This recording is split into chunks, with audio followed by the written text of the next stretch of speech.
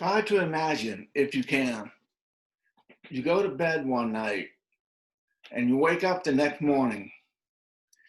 Nothing seems out of the ordinary until you come to a terrifying realization. The birds are singing outside, the TV is blaring, and your spouse comes into the room saying something. You realize while you can see all this, the silence is literally deafening. At that moment, you panic, realizing that somehow you turned deaf overnight. Scary scenario? We've had people who have been deaf since the moment they were born. And while one can argue that there are indeed a difference between not experiencing being able to hear since birth and completely losing it overnight, the end result is the same. What do we do now? Strange as it may seem, there are many people walking around that have been deaf since birth. And it may shock you to know that 90% of these people come from families that have no history of deafness. We have two perspectives.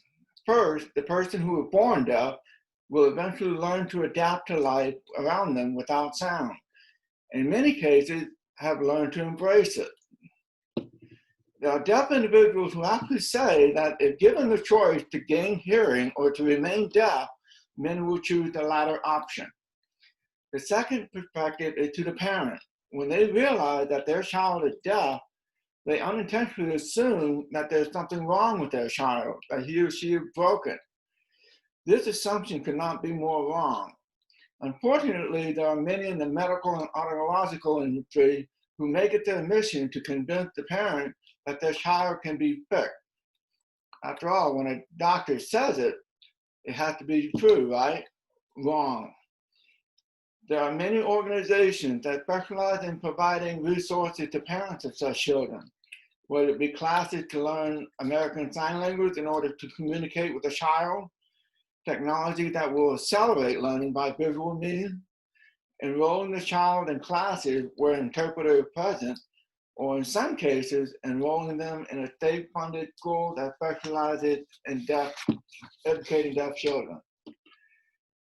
As the deaf child grows older and becomes increasingly self-aware, it is so crucial for them to receive the proper guidance and leadership.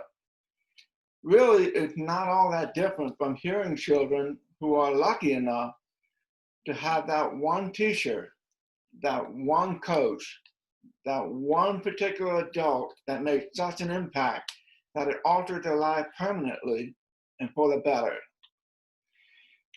There are a large number of deaf-related organizations, and they ensure that deaf children are given every opportunity to fulfill their maximum potential and become valuable members of the deaf community. Such opportunities may take in the form of mentoring, involvement in deaf youth activities, which would eventually groom them into being involved with deaf associations by adulthood.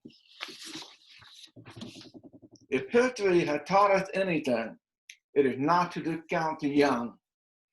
They have ideas and goals that might be considered unattainable by younger adults who may think they know better.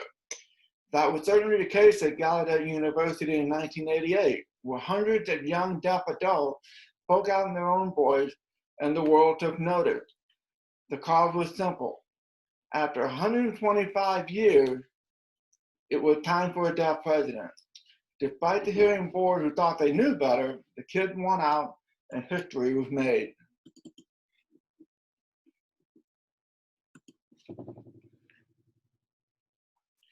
After all is said and done, the basic principle is this: raising a deaf child is similar to building an automobile. The more time invested, the better tools used, and the better components provided, the better the car will run. Ergo, the better developed the deaf child will turn out to be. When you think about it, the fuel for the engine can be represented as a form of education and communication, which are essential for it to run. The wheel could be symbolic for accessibility, because without that, the deaf individual would not get anywhere. Last but not least, a valued mentor is always needed to guide the child into knowing how to drive themselves to their ultimate destination.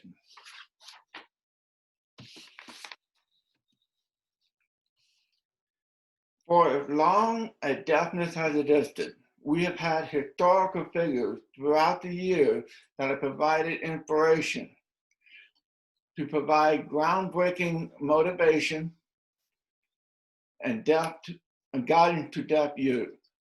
In today's parlance, we would call it networking. In many ways, it's true.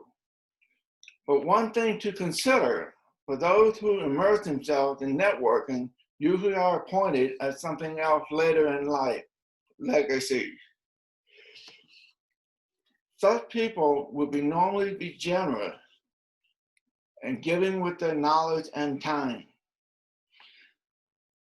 These are the ones that give so much and ask for nothing in return, except the realization that they truly made a difference, especially in the eyes of a child.